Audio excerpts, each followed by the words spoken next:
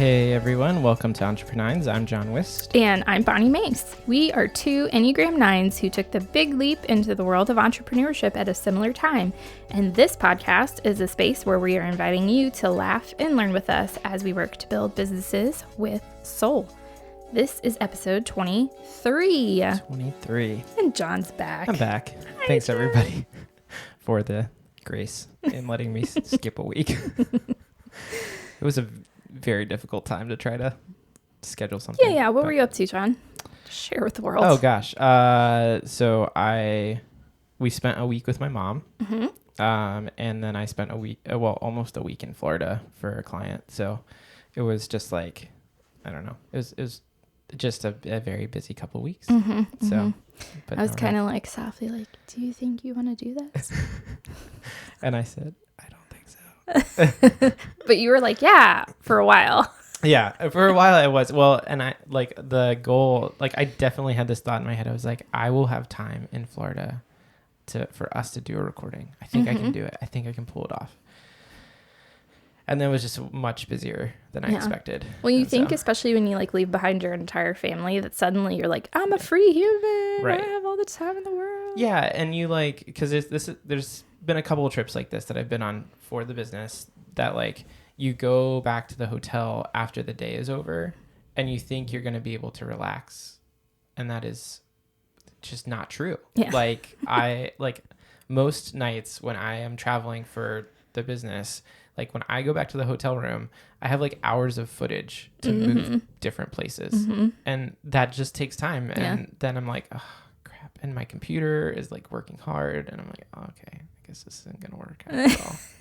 It's okay. So I was bummed, but you did a great job. Oh, thanks for that. So I would not like to make that a habit. we don't have to make I will it a habit.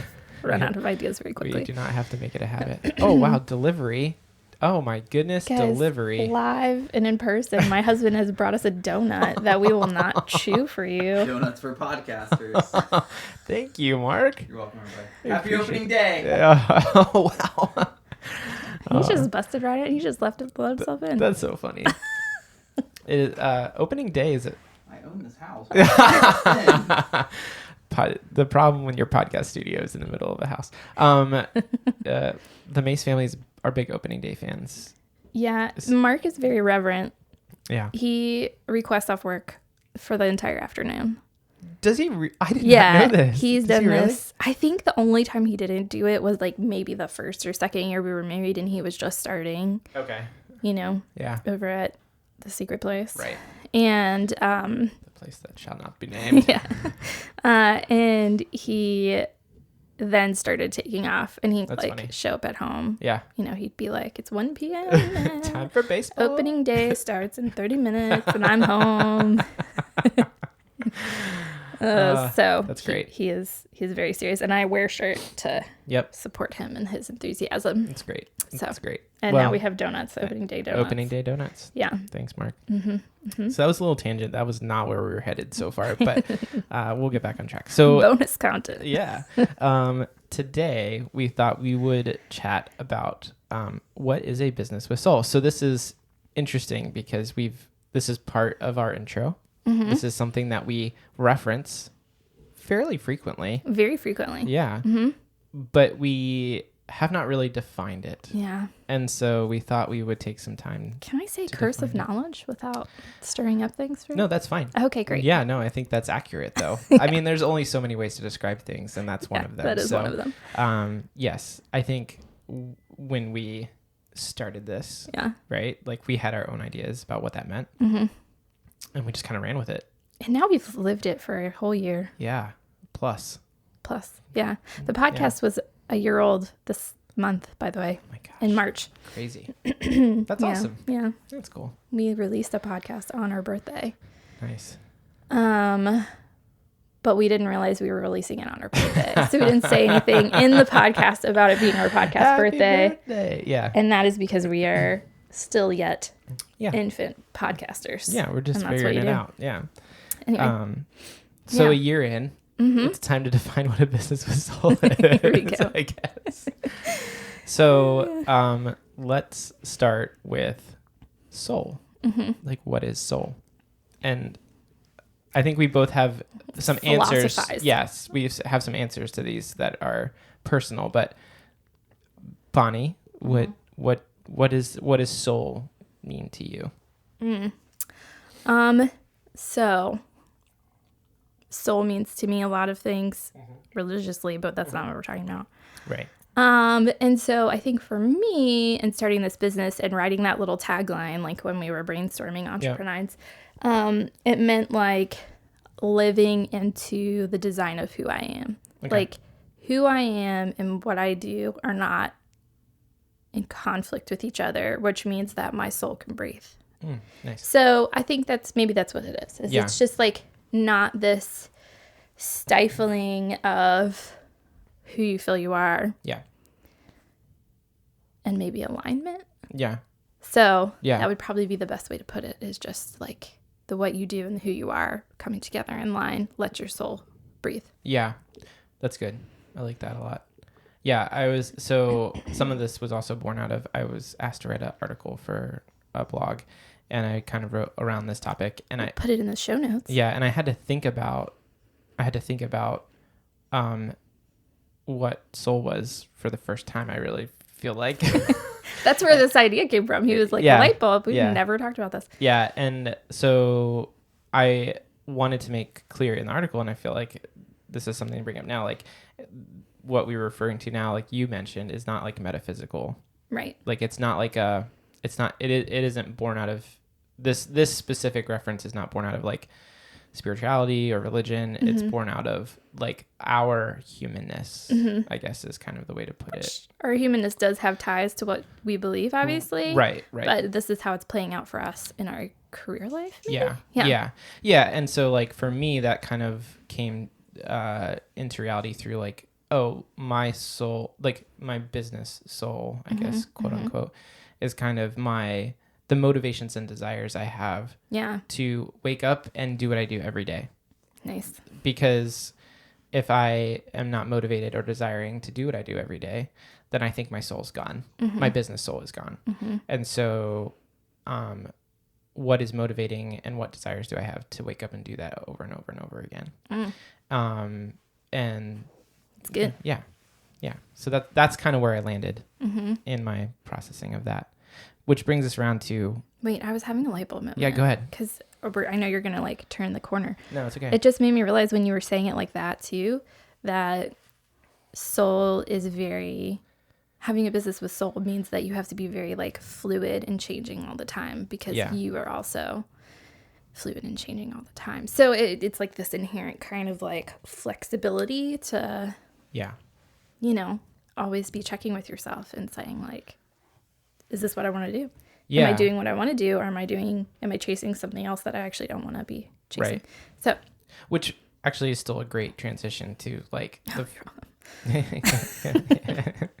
because you're just on it, Bonnie. Like I think the next question is like, why am I doing what I'm doing? Because that does get down to like the core motivation of either why did you start your business, why are you in business, why you have the job you have, all of those things, like why am I doing what I'm doing? And I think like defining that why has been something that we've talked about a lot. You talk about a lot. I think not necessarily like you may not use those exact words right all the time, but I think you spend a lot of time in that space with other people. Does that make sense? In what you do? Because you are needing to get down to the core. That's true. And I think why is the type of question that gets to the core of things. Yeah. So, so why are you doing what you're doing? And I think that starts to lead towards that answering that question of like, is this where my soul resides or not? Yeah. Yeah. Ooh, that's good. Yeah. That's good. So why, Bonnie? Why me? Why empathetic enneagram? Why EntrepreNINES? Yeah. I mean, why all of it? Okay. Yeah. So actually, excuse me, I feel like this is something I have actually struggled with more than I anticipated struggling with. I think when I came out of my full-time job into this, I felt like this is I felt very clear on the why, and then I've been having one existential crisis after the other since launching Empathetic Enneagram. And a lot of it is just this realization that as a type 9, a lot of my life I have sort of looked around to other people to tell me why I exist, and then been like, great. And then I'm very good at that. I'm very good at being who you tell me I should be doing, or like doing what you say my why is. But now that I've had to define it for my own self, I really struggle, and I have to like depend on other voices to say it's okay for you to find your own why. So why Empathetic Enneagram?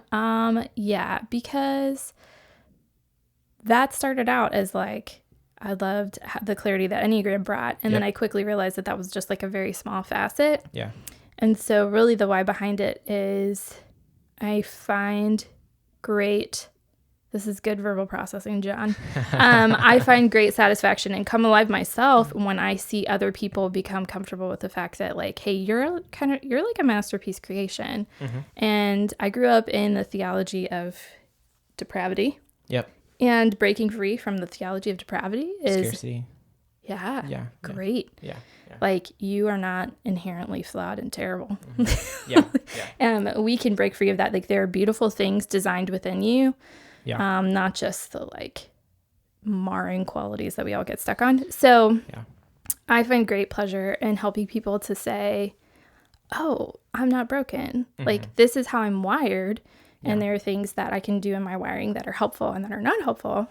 And then helping people to live in alignment with that. So that was really good. I should write all that down. You can just go back and listen to it. Yeah. Actually, I'll transcribe it for you. I'll just transcribe the episode for you. Thanks, John. No problem. Yeah, no, I think that's really good. I think that, I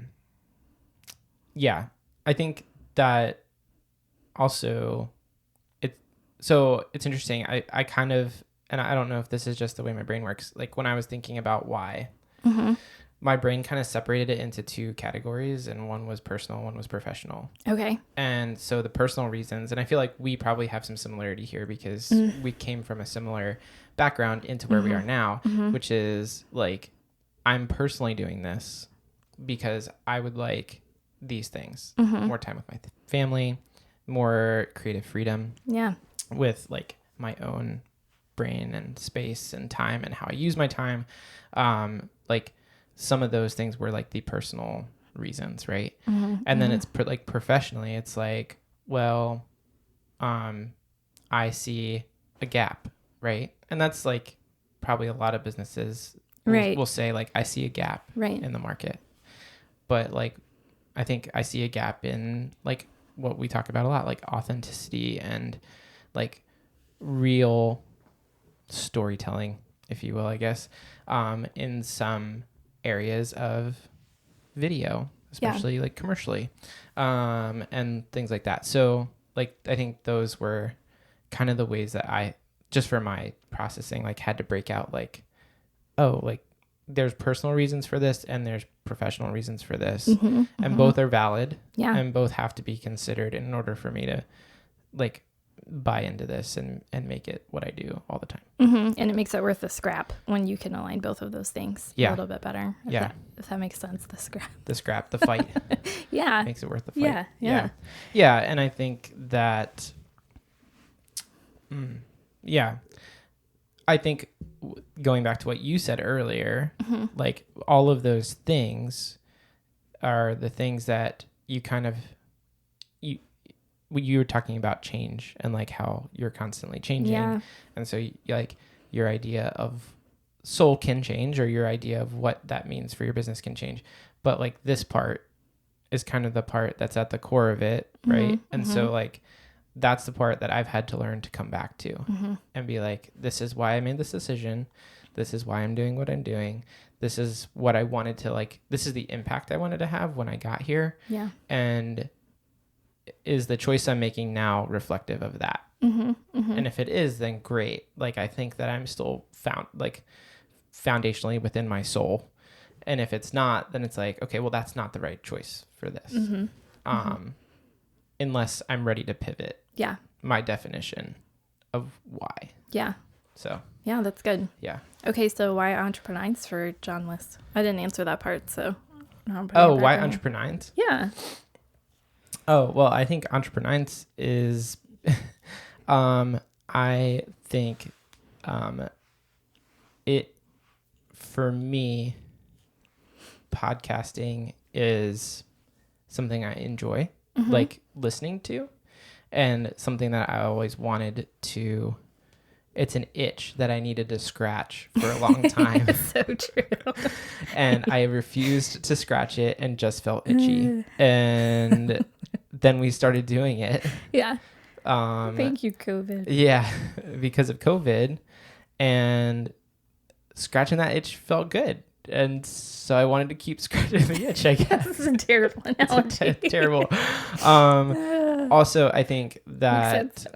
I do think that I think, and I've learned this from you, I think that we as nines often reduce our voice, opinion, thoughts, and shove them down. Yeah. And I think that this has been I think it's been a good way and a healthy way to express some of the things that we both feel and know and feel are valuable, but we maybe in the past, or even still now probably too, decided that they weren't valuable just because our heads told us that. Right. And so I think having a outlet to share things that we feel are valuable, I think that has been really good and healthy and allowed me to see that I actually do have thoughts of value. It's not just my brain saying like, oh, that was a really good thought, John, but don't share it. Yeah. You know, like, yeah. Wouldn't it be great if someone else said this and I could say, wow, that was a good thought. I had that one too. Yeah. Yeah. Yeah. Instead, it's your job to share it. Yeah. So I think that has been good. And I think there's still the, I don't know, like, yeah, there's still the doubt part that creeps in because it's like, should we really be talking about how to run a business or like, I mean, we don't, I guess we kind of talk about that, but like we don't give should we much talk blanket about, advice. yeah. Should we talk about this? Like, we're not really experts at this. Like, we're just like on the journey. But on that note, I was just watching something yesterday actually about creating like YouTube channels. Oh, fun. And which I'm not promising I'm going to make one, by the way. I'm just just researching it right now. And like one of the things was like, you don't have to be an expert. Like you just have to have experience. And as long as you are pointing back towards your experience and not claiming to be an expert in something that you're clearly not an expert in, like that's valuable because it's your experience. Oh my gosh, that's so hard for a 9 to remember. Yeah. Like, we've got the little perfectionistic one wing at us being like, you can't say something that's not right. Yeah. And then we have our 9s like, that's like, oh yeah, and it has to be right for everyone in the world. Yeah, it has to be fully applicable to absolutely every person. Human being.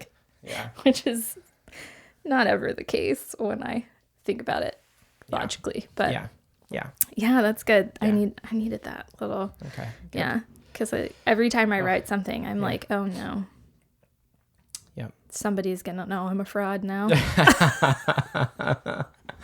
Like, this is it. This is when someone comes out and sues me to the ground and I'll have to just go and serve coffee to people forever. Yeah. Yep. Anyway. Yep. Yeah. Yeah. Coffee. Hopefully don't end up there. Okay. So we talked about what is soul. Yeah. Talked about defining your why and why we're doing what we're doing. So the last piece of it that we wanted to hit on was, and this might seem like part of your why, but it's a little different. Yeah. And that's defining your values. And we've talked about this. I feel like we've talked about this a lot. We've talked around it. But we haven't like fully addressed it.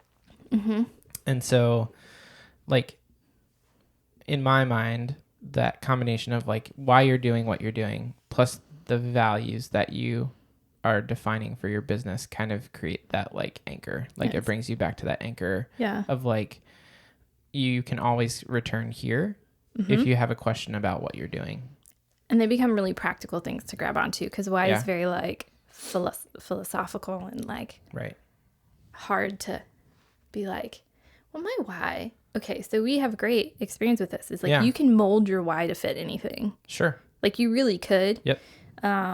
If you're desperate enough, but then also getting very specific with your values then makes it like a little bit more tangible to say, oh, actually this doesn't fit my why. Like I'm Right. trying to fit my why into something Right. because I feel pressure to do it. Mm-hmm. And with enough work I can do it. But when you like anchor it down to in a, you A know, specific word. yeah, Yeah. yeah, Yeah. or, you know, 2 or 3 or whatever. Yeah. Yeah. Then it's harder for like pressure, outside pressure to kind of force yourself into a different, Right. Right. you know, into a different outlet. So, Yeah. Yeah. So it's interesting. I think for me, this is actually, I don't know for you, like how processing through like empathetic enneagram, like even like name and what it could look like. And alliteration is 100% why it's empathetic enneagram. well, yeah, I mean, that's great. But like what was the process to get to that point? Like, cause like for me, I sat down like I was having thoughts about starting a business. And so I sat down one night with a notebook and started thinking about words, like what words were important to me. And that's really kind of where it started, was just starting there and trying to build from that. But like where did that come from for you? And We started working on personal value words. And when I say we, anytime I do something with my personal growth, I drag my husband into it.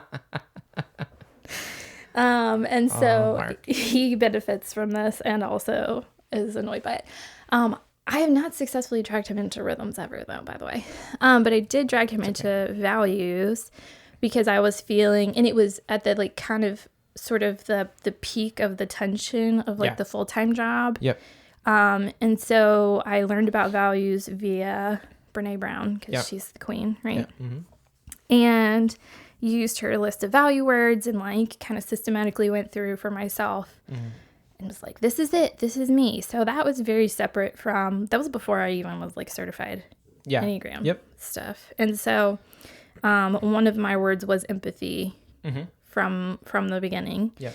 And so whenever I did, you know, decide to go ahead and become a certified enneagram coach and whatever, and one of my value words was empathy, I was like, look how cute that is. That's great. It's so cute. Yeah. But then I've had to go back. It's like I threw together things for empathetic enneagram because that's kind of how I work.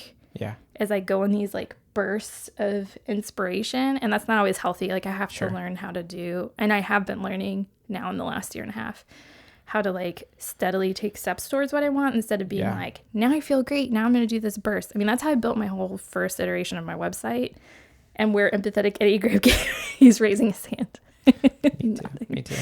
And so honestly, when I redid my whole entire website is when I was like, oh wait, I have personal values and they're not showing up in my business at all. Like they are, but they're not intentionally. So that's for me kind of how instead of it being like the first thing like you, it was more of an afterthought, which is kind of funny. Yeah, it's interesting. I just think that and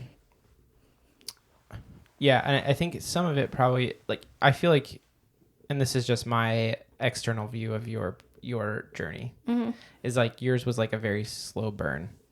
Oh yeah. You know, like you could see hints of it like starting for a long time. And you know, that process just took time for you to work through all of that. Whereas mine was very much like, oh, I think I need to do this. We're in it now. And I have to sit down and figure this out. Like if I'm going to do this, like I need to figure things out very quickly. And yeah, so that night that I sat down, like the first word that I wrote down, and it's funny because Bonni was like, oh, you're such a 9. Unity was the first word I wrote down.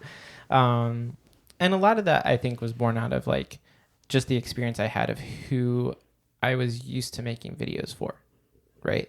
Like our church, nonprofits, things like that. It's like, this is about bringing people together. And so what's the word that does that? Because I think that's why I've done this so far. Like, so what does that what is that word? And so that's kind of like where the unity piece came in.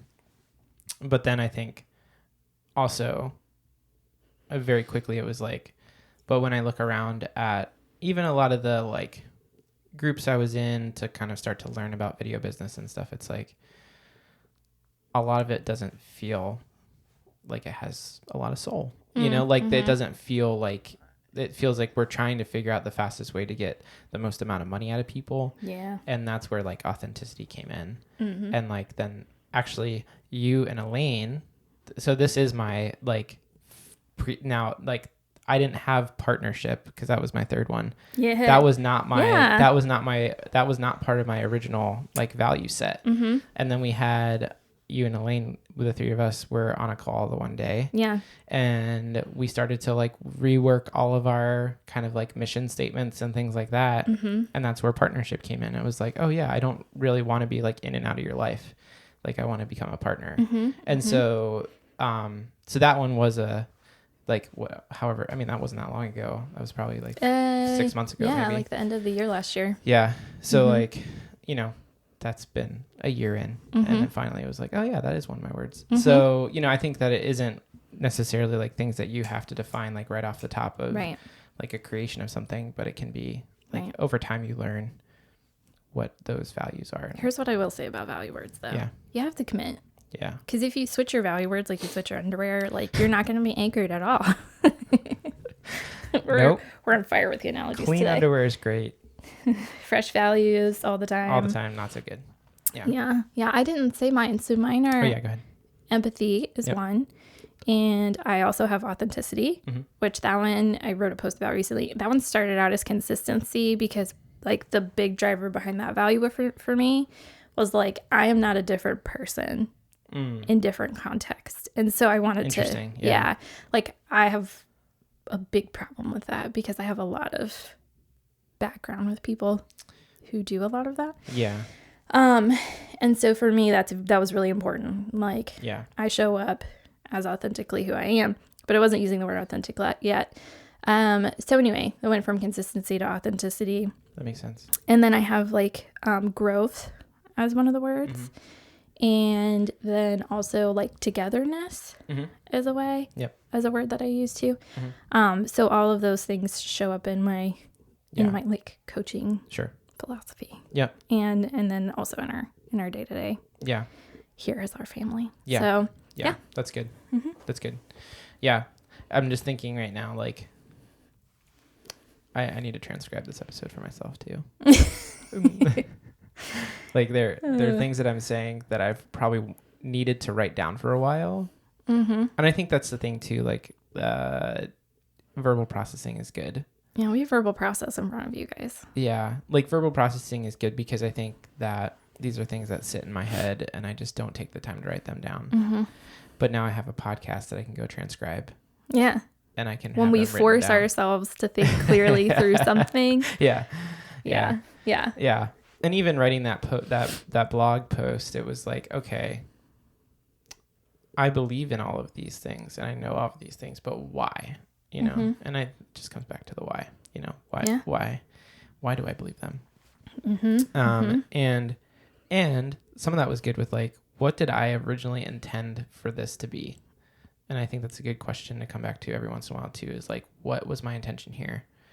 Because sometimes it can feel like we're not quite in line with that or in the same lane as that. And you just need to ask the question so you can figure out what feels wrong about right now and how can I get back to like what I originally intended. Yeah. Okay. So let's do this for our listeners. Yeah.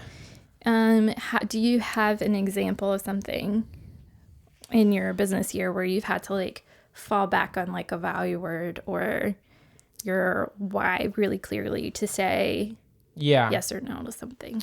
Yeah. So I think that with all of this processing the types of jobs I want to do, processing the type of work that I want to take, has been part of it. And, you know, when we talked about this on like when you're starting a business, like it's really easy to, take a lot of things that come your way because you feel like you need to make money.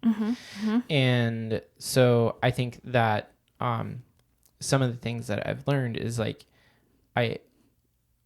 if things are coming my way, I have to run it through the filter of my why and my values first before I try to jump into it. Because if I don't, then I'm just saying yes for the money. Yeah. And so like an example would be, I mean, even right now, like I'm coming off of a pretty busy time of a lot of contracts, a lot of things that are kind of wrapping up. And in the way that I get paid, it means that a lot of the money that I'm getting paid right now is going away because my projects are ending. And so it means that I'm back into a phase of seeking out more work. And the trap that I fall into a lot is that I need to support my family, and so I need to find work. Yeah. What is the quickest money? Right. Yeah. And that's a trap because that's not what I'm trying to do. I'm trying to support my family, yes. Right. But quickest money is not a value. But quickest money is not the value. The value is a partnership. The value is something like finding people who I can partner with, who I can be in connection with a lot. So a good example of that would be like, there's a local restaurant chain that I did a job for who we're back in talks about the next thing. Like that's what I want to do. Now that money is not going to come tomorrow. Right. It's not going to come maybe even next week. That money may not come for 3 more months, but those are the people that I want to work with because I already have a relationship with them. Right. Right. And then as far as like new things, like avoiding the temptation to, like you were saying, which is really good, like adapt my why to their desire. Like there are plenty of jobs that need done out there in the video world and I could probably get one. Am I just adapting my why to that job so I can get it? And I think that's the land I live in right now. Like this moment is the temptation to adapt my why because I feel like I need to support my family. Yeah. Pressure's on. Yeah. So, so there are some there are some really good, like we talk about potential a lot. There's some really good potential out there right now for things that actually do fit. But I have to resist the temptation to pick up something that doesn't while I wait to see if that potential is going to come reality. Yeah. Yeah. And I think another thing for people to understand is like, as you're figuring this out for yourself, some of what's going to help you realize your values and realize your why clearly is when you take one of those jobs that don't fit and you're in the middle of it and you're like, I don't want to do this. Oh. Like, why am I doing this right now? So this is, okay, an example. It's a very specific example. And this is like, please take this for what it's worth on surface value. Okay. I saw this post that a church needed help setting up a live streaming system. There is so much temptation for me to reach out to that person and try to get that job. I know how to do this. Because I know how to do that. I've done it more than once at this point, and I know how to do it. I am not going to reach out to that person and try to take that job. Self-control. Self-control. It's not because I don't think it's a value that they need. It's not because it's a church even. It's because me setting up live streaming systems is not what I do anymore. I have done it and I can do it. Right. It's not what I do anymore. The track I've been on that has been becoming more and more clear, and I have to remind myself this is getting more and more clear, John. Yeah. Is like, don't abandon ship now. Right. The place I really feel strongly like I need to live is like online courses, digital education. Like that is the stuff that I like not only am enjoying, but I feel like it fits all of the things that I've just said. A digital course about how to set up a live stream. Bonni. There you go.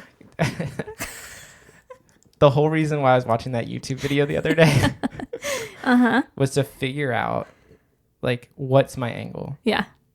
And that's it. My angle is like, John, you know how to do this too. Like you've now produced like, I don't know, 4 or 5 online courses basically. And it's like, you know how to do it. Now just go do it. Yeah. Tell people how to do it.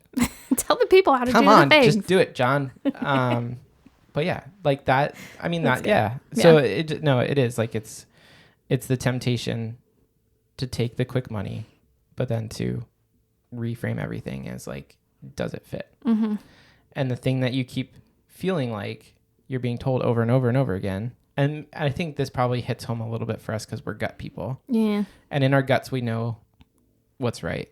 But we'd like to not listen to that. Don't want to listen to our gut. Yeah. Yeah. Yeah. Just got to go back to that. Listen to the gut. Listen to your gut. Yeah. Go on a walk. Yeah. Let your gut talk. Nice. That's a t-shirt. Oh my gosh. It was kind of like rhymey, right? Yeah. That's funny. That's where I let my gut talk all the time. That's Yeah. why I go on walks all the time. So it's me. do you feel like, do you feel the same way about like, do you have the same temptation or is your temptation different? Oh my gosh. Like I all the time think I could help people. I could help people with their social media strategy. I could help people market. I could help people figure out how to set up a better system. Yep. Like one of the things that no one knows that I did at our ministry job was set up all of these systems that just made things work better. Yep. Or at least I thought that made them work better.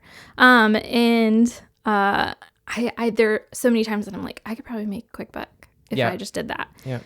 But I really hated it. Yeah. Like I know how to do it and I know how to do it well. Right. But it is not in alignment with my soul. So there have definitely been temptations where I'm like, I could just jump on Fiverr, and make a logo or something. Yeah.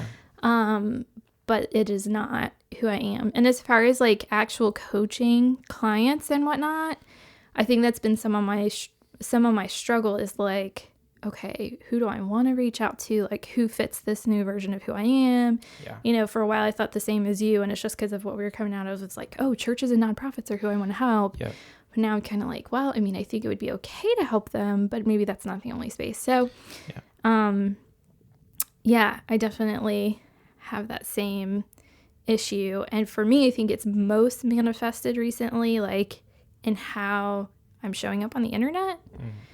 Going back to like authenticity, I was posting super frequently at the beginning of last year, and it was feeling inauthentic. Yeah. Because one, it was all Enneagram content, which is fine. I love the Enneagram. It's great.